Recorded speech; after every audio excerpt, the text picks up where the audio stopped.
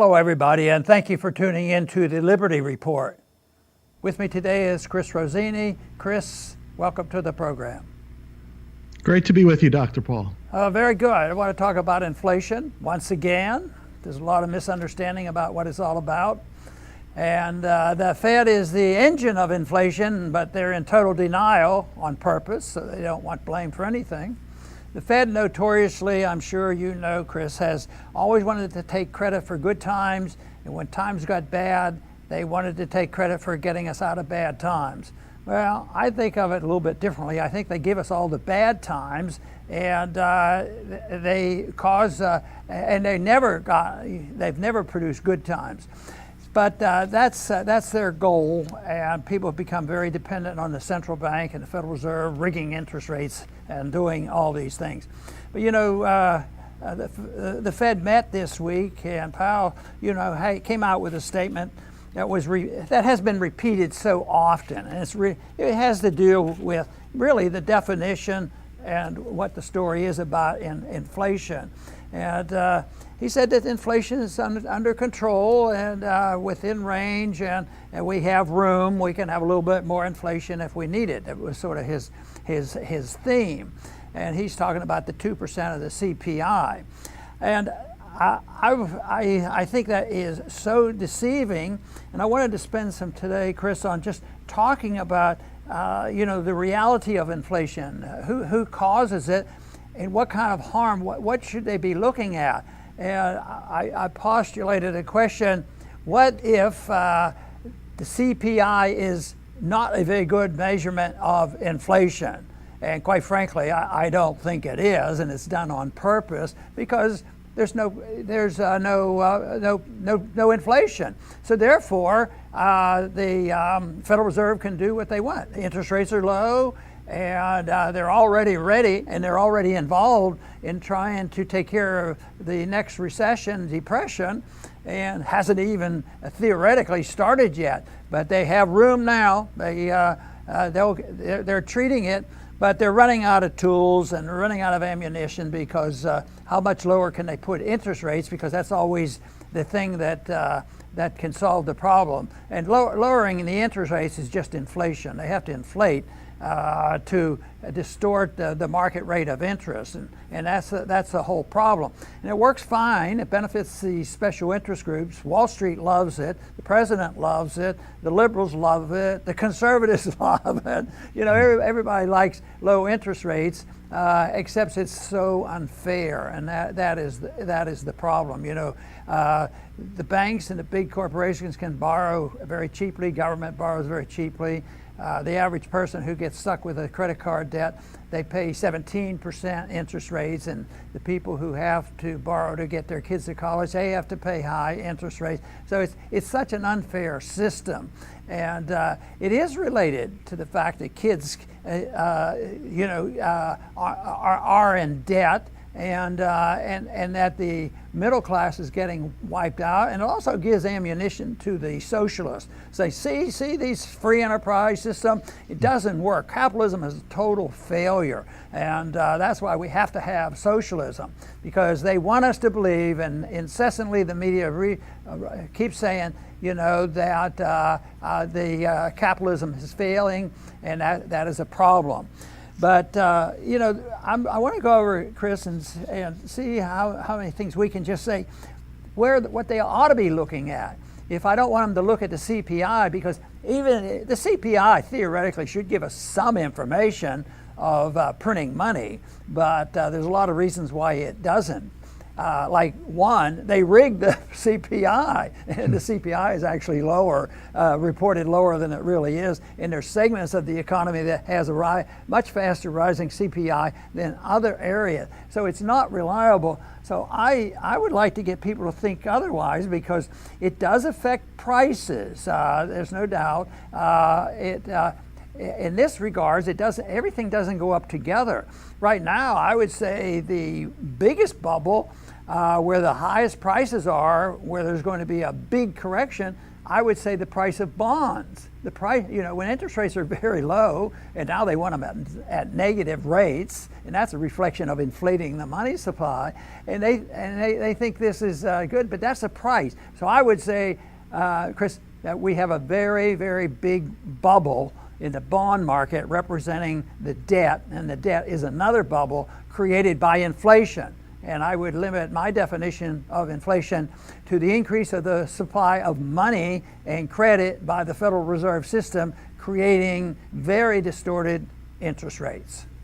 That's right, Dr. Paul. And you asked what should people do, and I would answer, trust your own judgment. I mean, I know just by looking at my bills that there is inflation. I don't need a government expert to tell me that there's no inflation.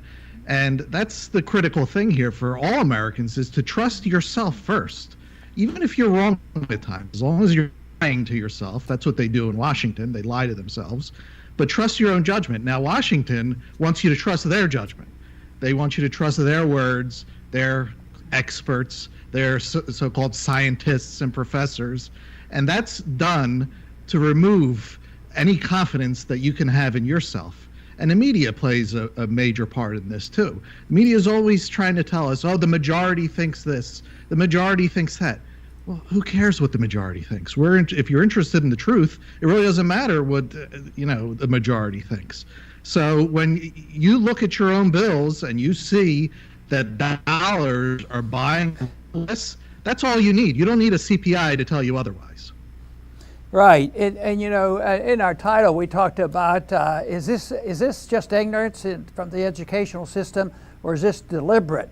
I always worked in my early years of studying this that it has to be just ignorance. They have to just not recognize the significance of interfering in the monetary system with excessive money creation and lower interest rates than the market.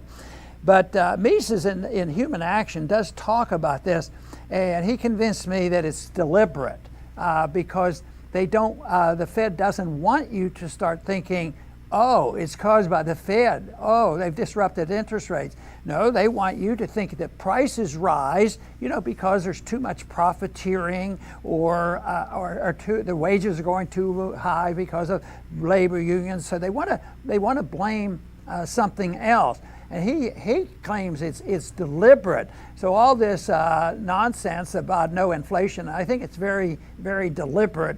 They have to know what they're doing when they, the Federal Reserve people, because when you look at it, when you look at the spending and the debt building up and the distortion of interest rates and all the bubbles that are floating around, they say, don't worry about it.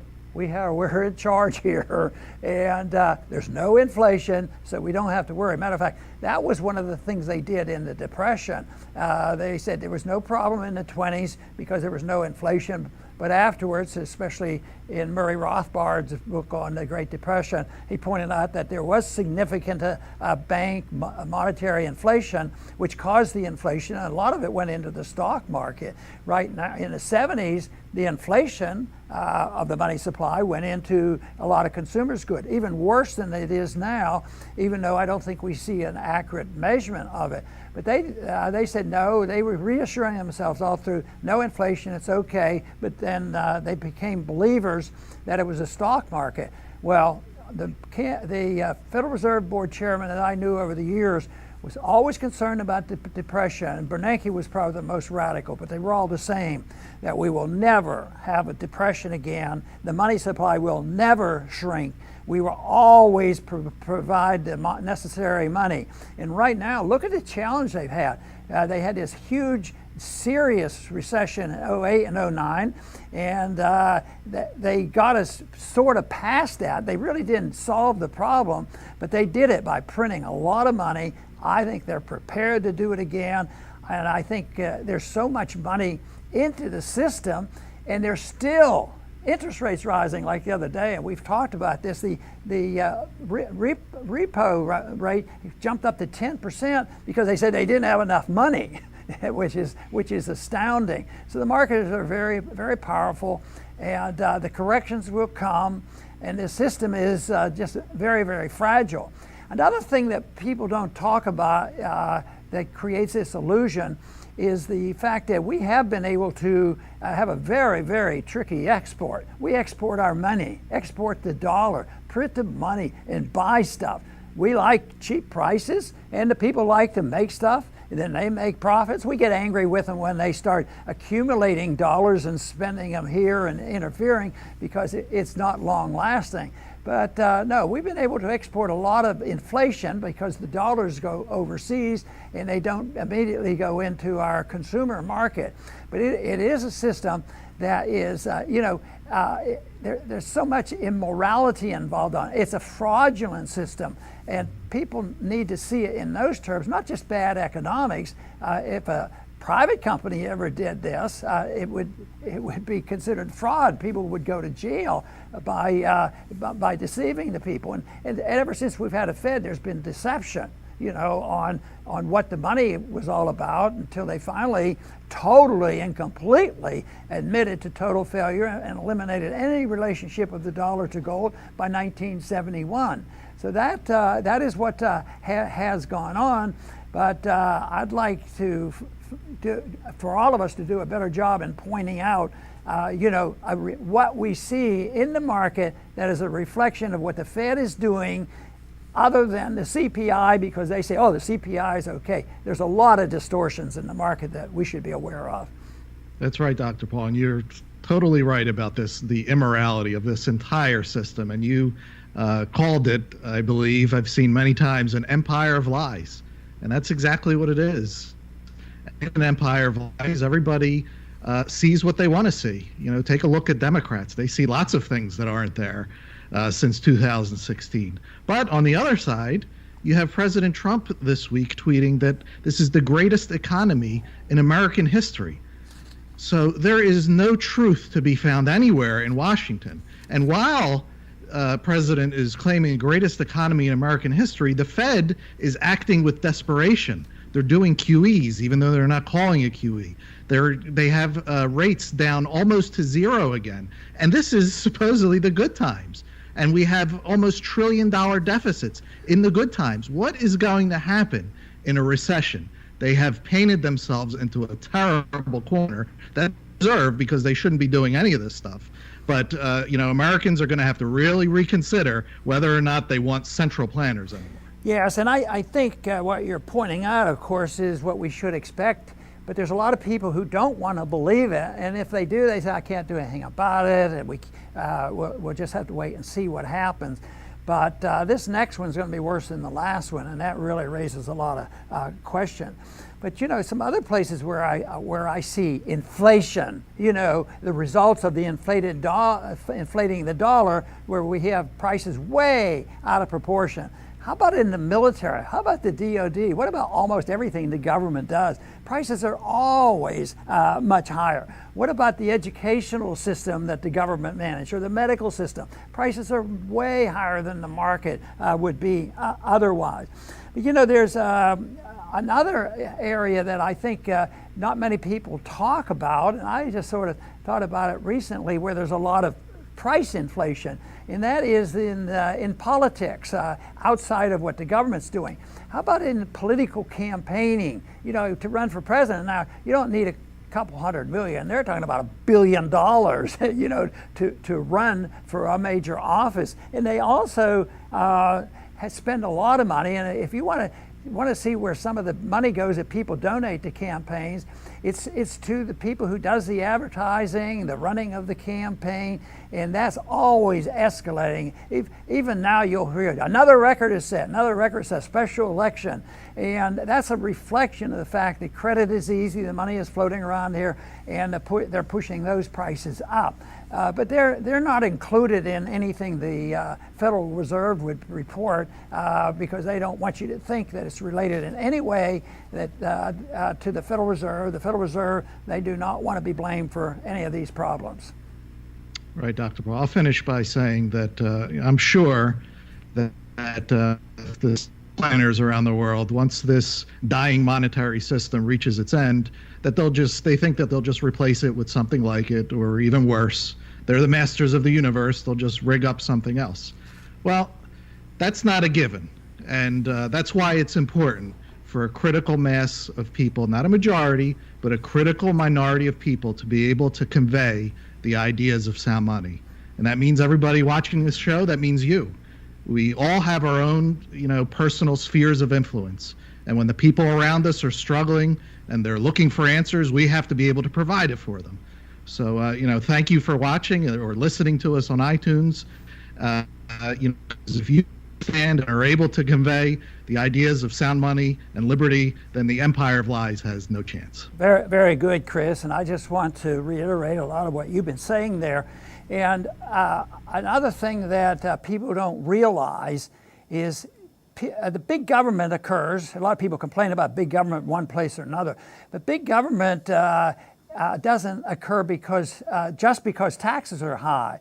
That's just only part of it. The real tax is the ability of the Federal Reserve to create money and credit and buy that debt.